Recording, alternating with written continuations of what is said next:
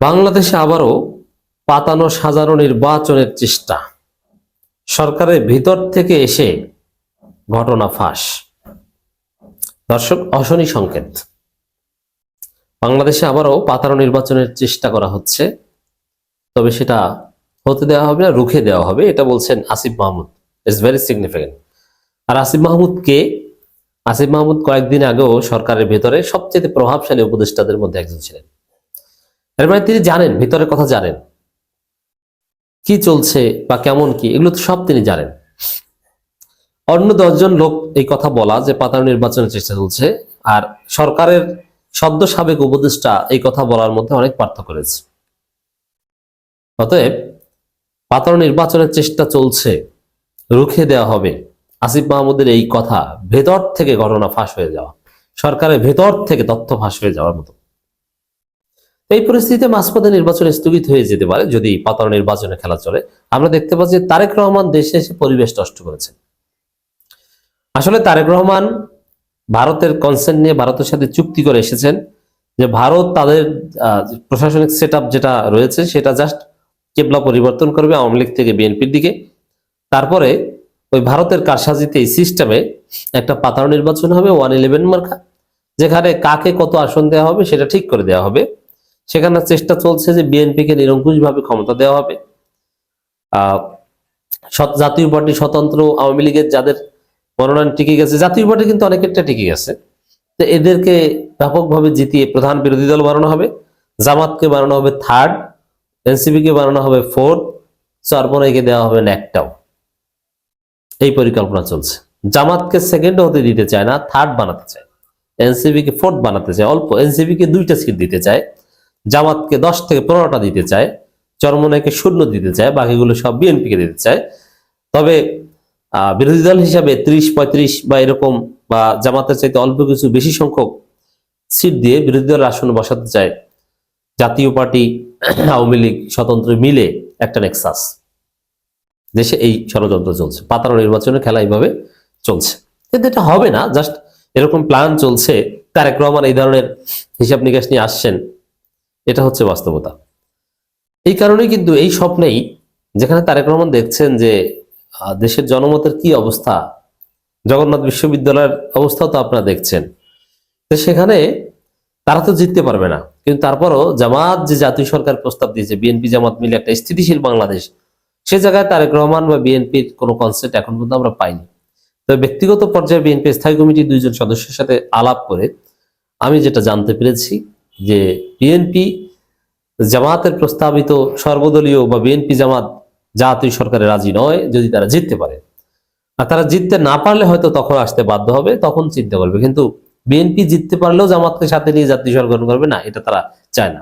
তারা মনে করে যে সবাইকে নেবে, এনসিপি কে নিতেও রাজি, কিন্তু জামাতকে নেওয়া যাবে না।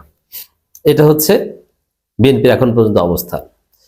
তাহলে দর্শক, হিসাবে স্পষ্ট যে বাংলাদেশে এখনো পাতানো সাজানো নির্বাচন চলছে, পূর্ব নির্ধারিত নির্বাচনের আয়োজন চেষ্টা চলছে। এখন যেহেতু সরকারের ভিতর থেকে ফাঁস হয়ে যাচ্ছে, তবে এটা পারবে না। আর একটা বিপ্লবের মাধ্যমে যেভাবে হোক এগুলো নস্যাৎ হয়ে যাবে। আপাত দৃষ্টিতে আরো একটি পাতানো নির্বাচনের চেষ্টা চলছে বলে মন্তব্য করেছেন জাতীয় নাগরিক পার্টির মুখপাত্র আসিফ মাহমুদ সজীব ভুঁইয়া, সাবেক মন্ত্রী। এটা হচ্ছে তার প্রধান সুপ্রিমেসি, আমি মনে করি। তিনি সব জানেন, ভিতরে অনেক তথ্য জানেন। ইউনূসের কথা যে সেনাবাহিনী শোনে না, সেনাবাহিনী বা ডিজিএফআই যে কি করে, এগুলো সব আসিফ মাহমুদ জানেন।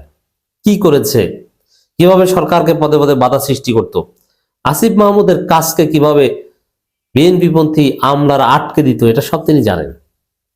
সরকারের ভিতর থেকে জেনে বাইরে এসে ঘটনা ফাঁস করে দিলেন। তিনি এক্সপিরিয়েন্সড হয়ে এসেছেন, নিজের চোখে দেখে এসেছেন কিভাবে এই রাষ্ট্রের ভিতর আরেকটা রাষ্ট্র কিভাবে অন্তর্বর্তীকালে এই সরকারকে ব্যর্থ করে দিতে সেই পুরনো আওয়ামী আমলারা বিএনপির কাঁধে ভর করে বিএনপি সেজে ষড়যন্ত্র করছে। এটা আসিফ মাহমুদ নিজের চোখে দেখে এসেছেন এবং তিনি ভিকটিম, মন্ত্রী হিসেবে ভিকটিম। অতএব আমি যেটা দেখতে পাচ্ছি, সম্ভাবনা আছে যে আর একটা বিপ্লব ছাড়া এই পরিস্থিতির উন্নতি হবে না। স্বাভাবিকভাবে এই তৎপরতায় নির্বাচন সুষ্ঠু হবে বলে আমি সন্দিহান। তবে যেভাবেই হোক না কেন কারচুপি নির্বাচন দিয়ে কেউ ক্ষমতায় যেতে পারবে না। এই চেষ্টা রুখে দিতে ভোটের আগেই মাঠে নামার হুঁশিয়ারি দিয়েছেন তিনি। তাই ভোটের আগে মাঠে নামার হুঁশিয়ারির অর্থ হচ্ছে মাঝপথে নির্বাচন স্থগিত করাতে বাধ্য করতে পারে এনসিপি। কারণ নির্বাচন যদি সুষ্ঠু হওয়ার সম্ভাবনা না থাকে তাহলে সেটা হতে দেবে কেন? সেটা হতে দেওয়া উচিত নয়, এটা নৈতিক দায়িত্ব। আপনি চোখের সামনে দেখছেন যে কারচুপি হতে যাচ্ছে, ওখানেই থামিয়ে দিন।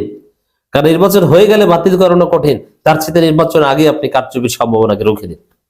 অতএব আমি যে দুইটা অপশনের কথা বলছি, একটা হচ্ছে যে যে কথাটা বলছি যে বাংলাদেশে কারচুপি নির্বাচন দিয়ে কেউ ক্ষমতা গ্রহণ করতে পারবে না।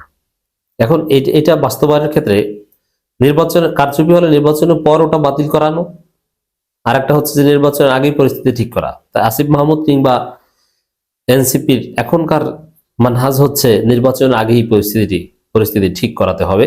নির্বাচনের পরের ওটা শেষ মেডিসিন হিসাবে আছে, অ্যান্টিবায়োটিক হিসেবে আছে, কিন্তু নির্বাচনের আগেই চেষ্টা করতে হবে। প্রয়োজনে নির্বাচনের আগে জামাত, এনসিপি, চরমোনাই আলাদা আলাদা এবং একসাথে মহাসমাবেশ করবে। মহাসমাবেশের মাধ্যমে জাতিকে জানিয়ে দিবে যে নির্বাচন সম্ভব নয়, অথবা কারচুপি হতে যাচ্ছে, লেভেল প্লেইং ফিল্ড নেই, আপনারা ওয়েট করেন। অনেকে বলছেন যে জামাতের 3 তারিখের মহাসমাবেশের কি খবর, ওটা রিজার্ভে আছে। যদি তারেক রহমানের প্রতি এই নির্লজ্জ পক্ষপাত চলতে থাকে তখন মহাসমাবেশের ডাক দেওয়া হবে, সবাই ঢাকা চলে আসবে, আমরা ঢাকা চলে আসবো, সেই প্রস্তুতি কিন্তু আছে।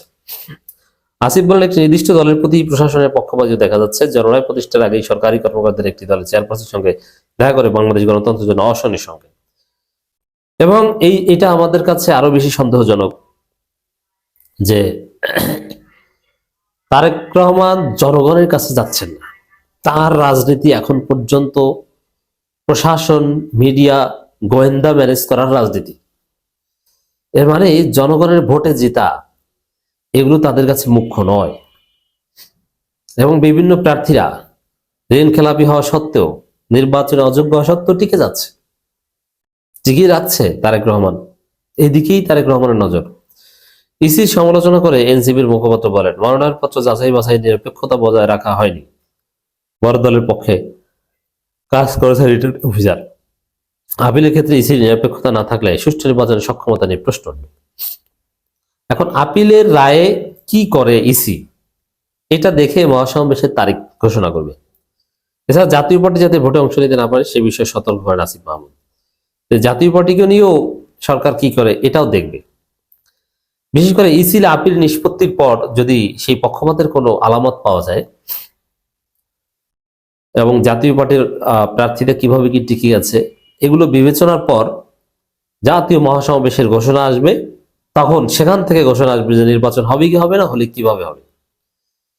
আমার মনে হয় যে বিএনপি, জামাত, এনসিপি এই আপিল নিষ্পত্তির সময়টা ইসির এবং সরকারকে শেষ সুযোগ দিচ্ছে যে তারা আসলে লেভেল প্লেইং ফিল্ড তৈরি করতে পারছে কিনা, তারপরে অ্যাকশন শুরু হয়ে যাবে।